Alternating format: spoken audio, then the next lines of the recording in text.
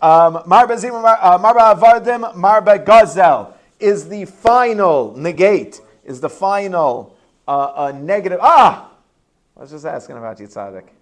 How you doing? The guys from Florida and LA have the best hoodies. My world travels, I'm telling you right now, the best hoodies come out of Florida and LA. Because they have that weather that like you just need enough. Marba Avadim Marba Gazel. Marba Avadim Marba Gazel. This is the last negative that we're hitting in this entire Mishnah, in case somebody wasn't here last week. I was too busy playing a game of Pokey Pokey or something. So the whole Mishnah is about things that we can fall to try to fill ourselves up, things that we can fall to try to build ourselves, things that we can fall to try to create a false sense of self. And what we can do on the other end. But till now we've been discussing the negative, what people can try to do. And this, in reality, this Mishnah is the times that we're living in.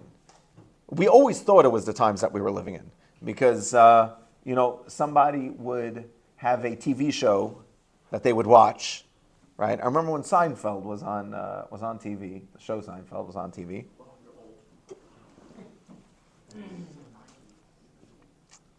And people would have to be home, like at a certain time. I remember I was in Brooklyn. I remember overhearing two adults talking because I wasn't that old. I heard two adults talking, and they said that because of Seinfeld, that one, like a Wednesday night or something, at like 8 p.m., the one of the kolim that a lot of the Balabatim would learn in switched their learning till 9 p.m. because there was a big dip in attendance. They had so it was on then, and if you weren't fancy schmancy, and if you weren't rich, you didn't know how to record with your VCR, which is what we used to do. You'd have to buy tapes, put it into the VCR, record with the VCR. It was a whole spiel. No one could watch anything else. Right? No one could watch anything else. It was a whole deal, right? I remember even then people were saying that this Mishnah was most applicable then because people are using television shows. You have to pronounce it wrong. People were watching television shows on the Schmutz box in order to fill themselves up, or in order to, and I remember them saying, like, it can't get any worse than it is now. That has been said forever. It can't get any worse than it is now. That aged well.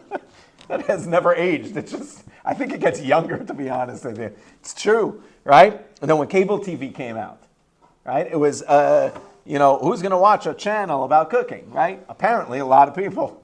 And it's on 24 hours a day. If you think cooking is the worst, you should see some of the shows they have today. Right. Right, yeah. I'm sure there's plenty out there.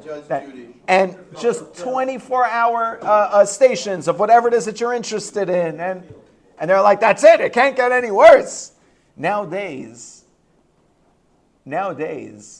they so far, in such a short amount of time, they so far surpass that. The differences, I don't want to say progression because that's a debatable kind of, but the changes that has happened in just my lifetime, not even my lifetime, I'm not that old. From the time I was 12 till now, the range of 30s, it's so much has changed. To the point that now, the point isn't even what you're putting out. No one cares. No one cares. As a matter of fact, what they're saying to you is, I'm not going to tell you.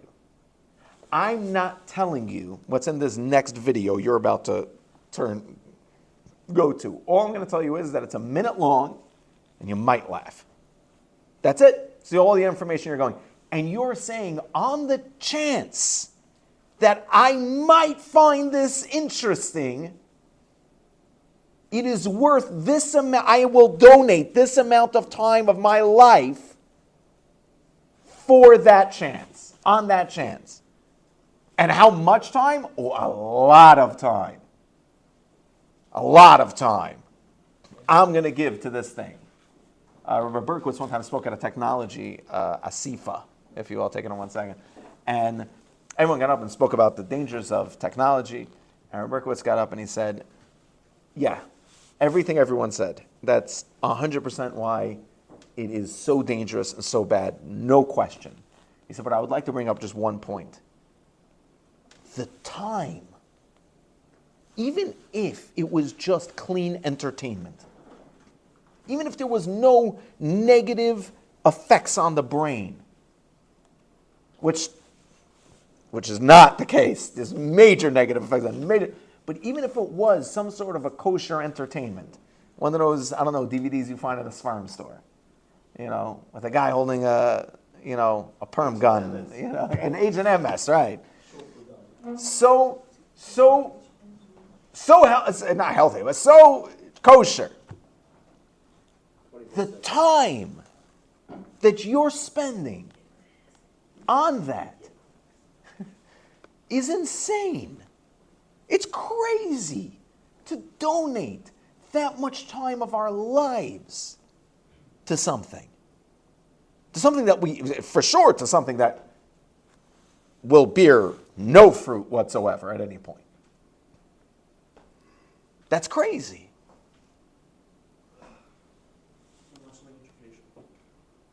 So we could get to that, but yeah, wait, you had a question. Comment.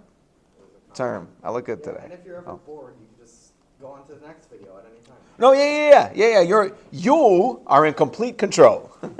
You can have your settings, and they give you the solution that, like, I wanted this. So how do they pull that off? Very simply.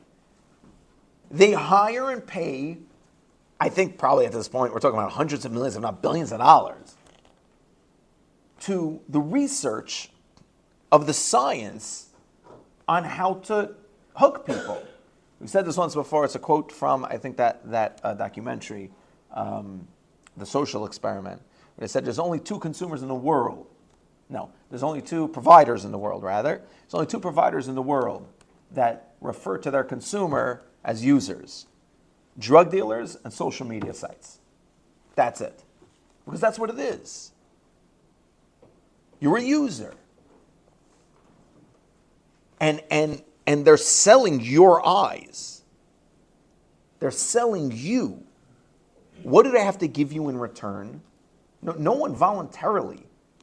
I remember when I was in high school, we had to make. We didn't have cell phones. I'm sure there were cell phones. Well, we didn't. Maybe there were. I don't know. But I don't know if the whole time I was in high school there were cell phones. But for most of it there was. But no one had a cell phone, obviously. And we had the dorm payphone. It was everyone's phone all together in one big metal box. And you had to have your conversations with everyone in the whole place listening, because this was a house that was converted into a dorm. So there was that much sheetrock in between everything. And everyone heard everyone's conversations. I knew the relationship everyone had with their mom and other people in my dorm. And not because I was nosy, just because I was trying to sleep. And right. And I was sleeping on the steps right next to them. And a tape recorder for Chazara later. And I remember there was this one thing one guy figured out, that guy, he's definitely a billionaire entrepreneur right now, because this is that guy. He figured out that there was a number you could call. Don't get so nervous. There's a number you can call that if you listen to an advertisement for like 30 seconds, you can make any local, I think, phone calls for free. So what everyone would do is you'd sit there and listen to an advertisement. I'll never forget, it was about meat being mailed to your house. I remember thinking to myself, who in the world is going to sit there waiting for something to be mailed to their house? Don't ever ask me business advice on anything. I was like, when someone wants something, they want it right now. They're not going to wait a day till this thing gets mailed to them. That's preposterous. So you would listen to an advertisement, and then you type in the number, you can make any phone call anywhere, right?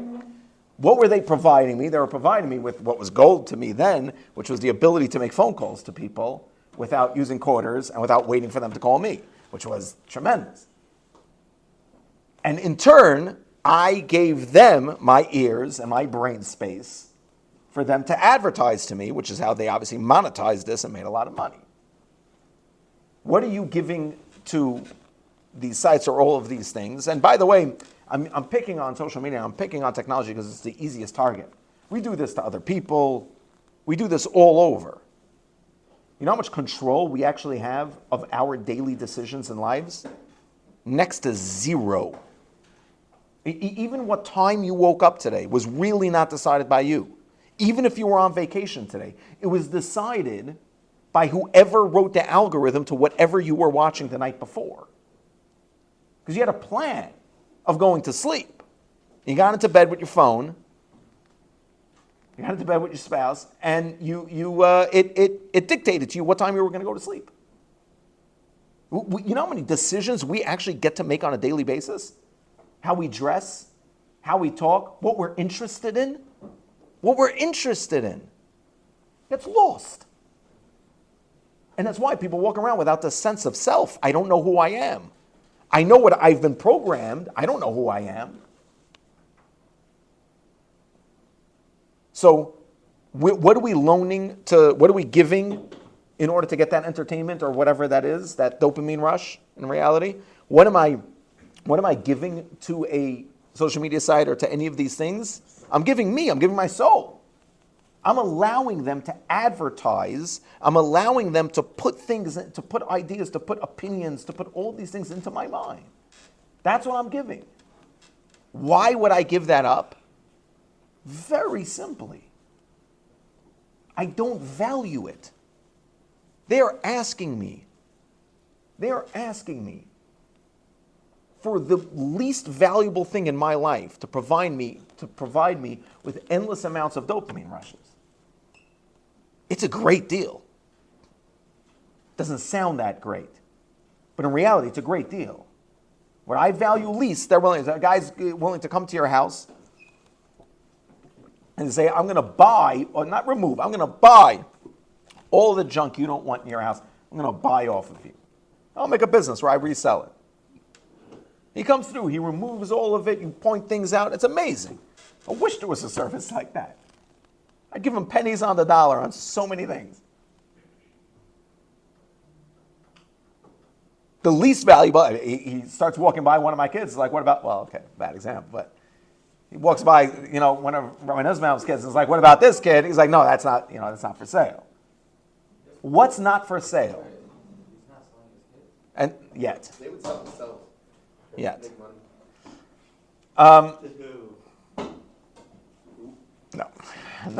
No. We're gonna take the exit on this one. Marba basar, marba rima. Marba basar, marba rima. Marba nachasa, marba daiga. All of these things, all of these ideas, all of these things is saying you're selling yourself for something that is worth so much less than you. Your integrity, that's really what we're in a lot of these instances, what we're giving away is our integrity. But we really need to walk around and ask, what have I sold of myself today? What have I really sold? We're so far before the point of what have I given today? Well, really, what part of me have I sold? This Mishnah applies nowadays more than it has ever applied before, in my opinion, because I think this problem keeps getting worse. So I think every time we say this Mishnah applies more than ever, I think we're right every time, because things keep getting so much further from the self. Yeah? That's what you're doing anyhow all the time. Your job is whether you selling your time. You're Right. giving your time to someone else. Without a question. For a paycheck. That's Right. everything. Right. What you're learning is you're giving your time. Yes. You're learning. That's Without a question. What's the point I'm making? I don't mind a person selling themselves. I don't mind a person selling their self. I mean, their literal, what my self is. I don't mind a person selling that. I mind what price you're getting for it. What are they paying you for that? right. So you said value. I'm sorry? You get to decide the value. No, see, even if you're deciding the value, when you really look at it, it's not, there's no value. That's my point. when you're only going to end up in a deficit because of what they're paying you monopoly money. It's not real. There's no reality to it. You're going to now go and try to buy something with that monopoly money. Do you have any idea how much application the ideas, again, but it's just the simplest thing to use, how much actual life application the ideas on TikTok actually have? Like how much life lesson you really walk away with? And definitely, even if you feel that there is 1%, this guy said this one thing and I use it that's fine. So there's 1%. And then there's 99% of garbage you need to forget. Because it's just not how the world works.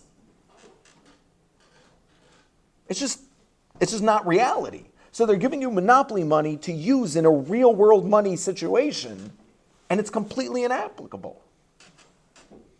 It just doesn't apply.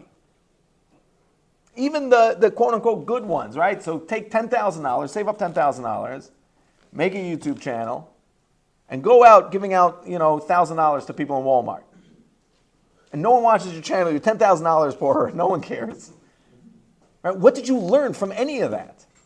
I learned kindness. There was another way to learn that in so much of a better way. I know, but that's my point. I'm saying your video is not going to be at the top of that list. Yeah. You got a question? That's what you're having. All right. So, see, now that's a man who's thinking. Just take two of your friends, have them walk around Walmart, keep using the same $1,000. Most of them are fake. Is that true? I'm an idiot. Same address. Why didn't I ever think of that? Of course they're fake. That's so smart. All right. Moving along. So, Marba Avadim, Marba Gazel is where we're holding. Marba Avadim, Marba Gazel. We only have a few minutes. I went on a rant. I apologize. It's been one of those types of mornings. Marba Avadim, Marba Gazel. Marba Avadim, Marba Gazel.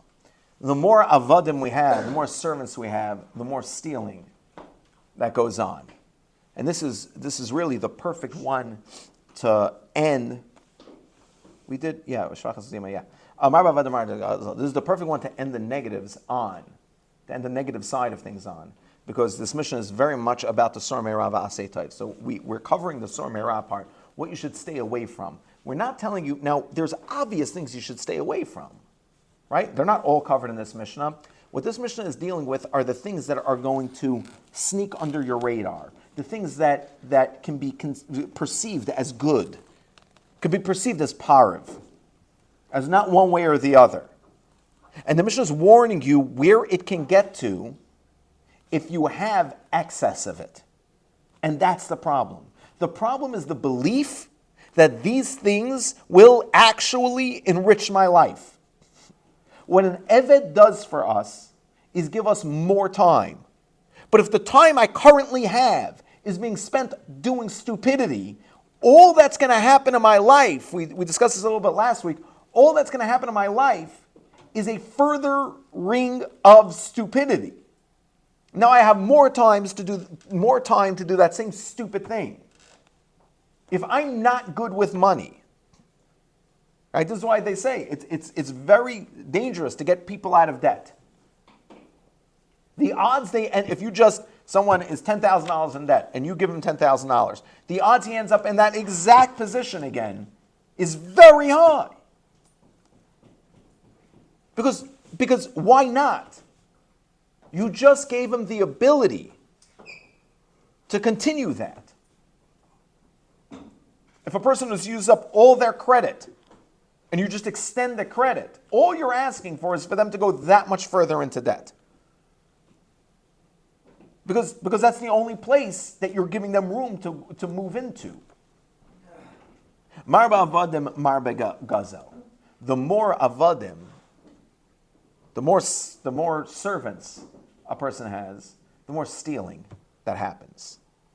So now this could be taken in one of many ways.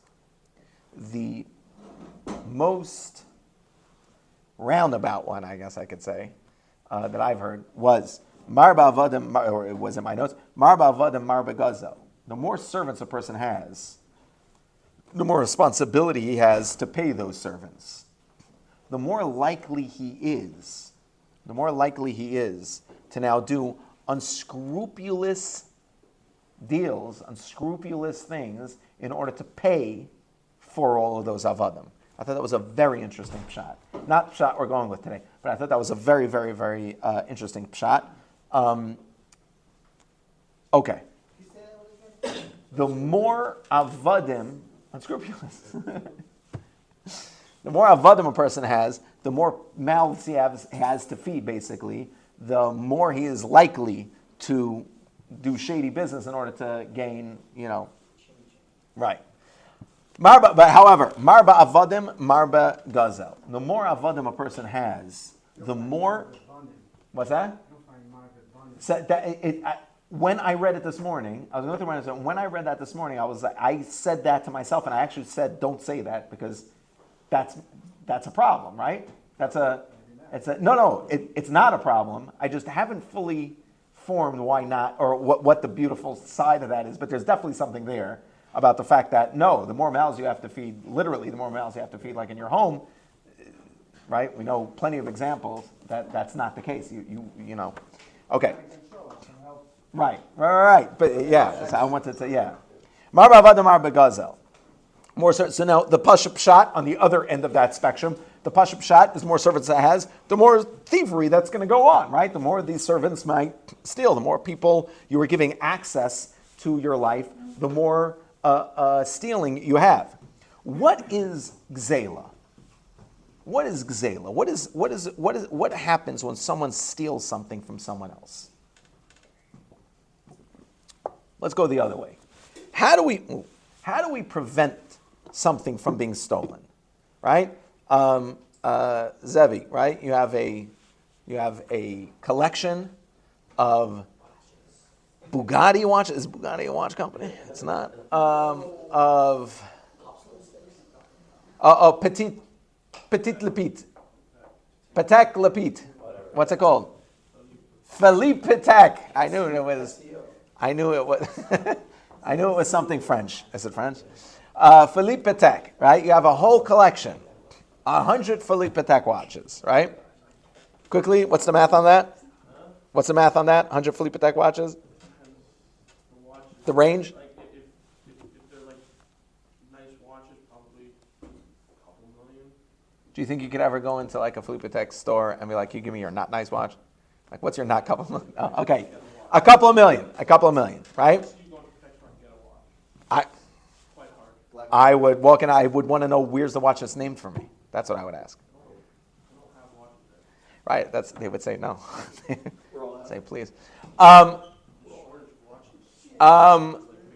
Right. You go into a police for that, and now where do you keep all of these watches?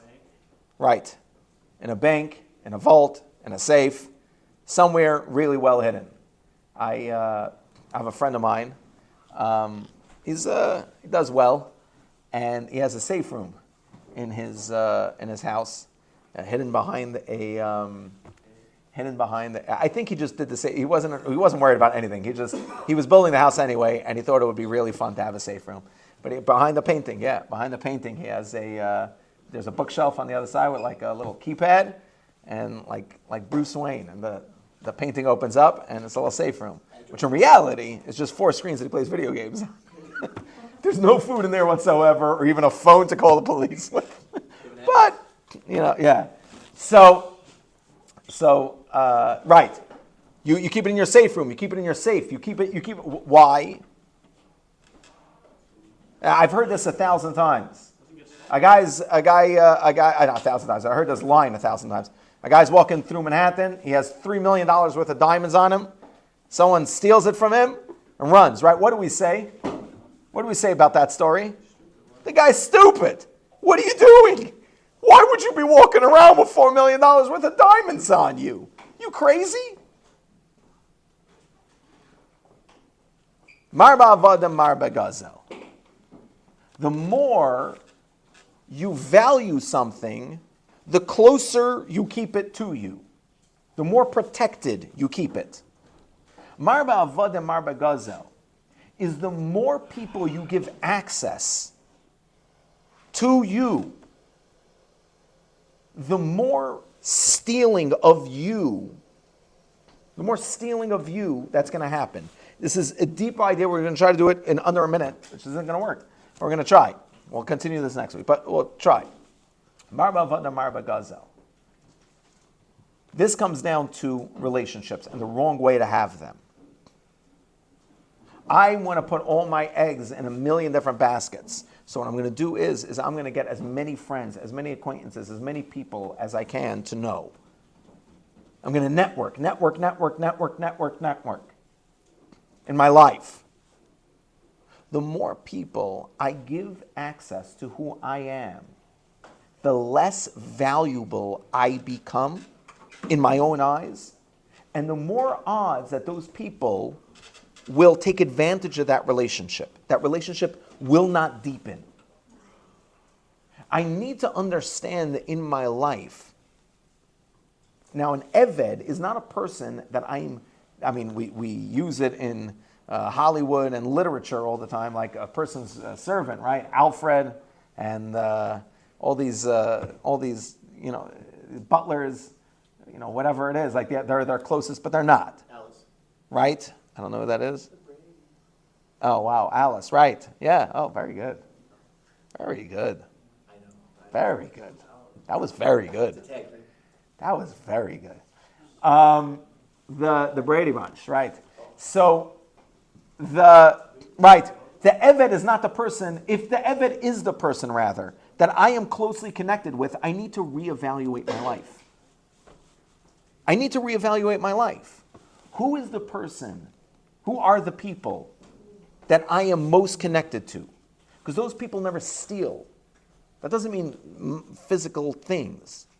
Those people will never steal from me. I never have to keep everything in a safe around them. I have trust with them. I can give them access to me and not worry that will be taken for granted. Whereas, if the people who have access to me are only the people who are gaining from me, are only the Avadim that I'm paying to have access to me, I'm asking to be put into a situation where parts of me get stolen. Bezat Hashem, we're going to explain that a little bit more next week, and then we're going to be able to start with Marba Torah and Marba Chaim. Have a great week, boys.